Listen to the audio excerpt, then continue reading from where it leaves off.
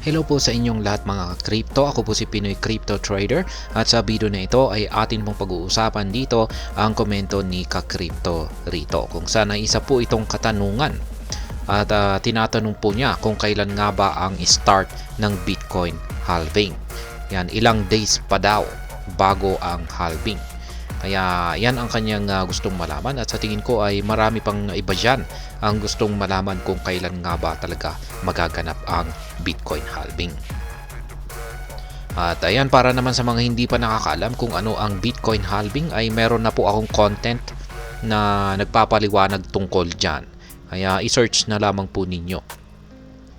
At bago po tayo magpatuloy ay nais ko lamang po munang bigyang linaw ang aking disclaimer kung saan ang nilalaman po ng video na ito ay hindi po ito isang financial advice. For education and information purposes lamang po ang layunin nito. Maliban po dito ay nais ko na rin pong magbigay babala na wala pong kahit anumang group chat ang Pinoy Crypto Trader. Ayan, para sa mga gustong malaman kung kailan nga ba yung saktong petsa, yan, kung kailan po sakto magaganap ang Bitcoin halving ay meron po tayong countdown dito kay CoinGate. Ayan, bisitahin lamang po natin si CoinGate. Ayan. At makikita po natin dito, ayan, si CoinGate. At makikita po natin dito yung timer, ayan, yung countdown na timer ni Bitcoin halving.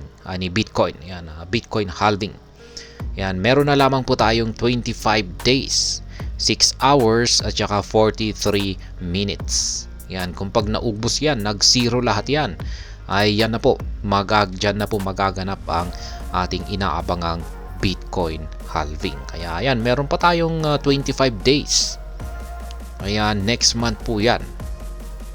Kaya, ayan, ganyan lamang po kasimple. Yan yung pag-check, ayan, may counter na po tayo rito. Hindi na po tayo mahihirapan pa. Ayan, nakalagay na rito. Yan na lamang yung inaabangan natin na maubos yung oras na ito. Kaya yan ang Bitcoin halving po kasi ay makukumpleto yan. Yung meron kasing nabubilang na blocks. Meron yung tinatawag nating blocks na nabubuo.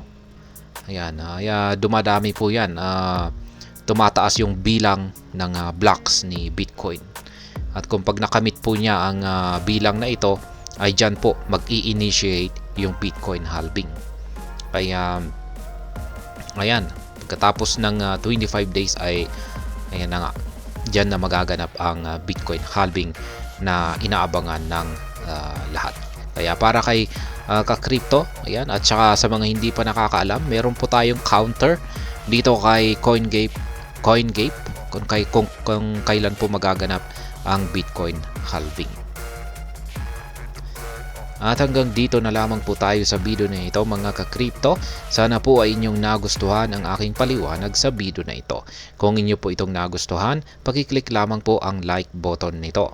Para naman po sa mga bago lamang dito, kayo po ay aking inaanyayahan para mag-subscribe. Pakiclick na rin po ang bell icon nito dahil ito po ang siya magsisilbing notification nito sa mga bago kong videos na akin pong ina-upload sa aking YouTube channel na ito. Marami pong salamat sa panonood. Ingat po tayo lagi at God bless po sa ating lahat.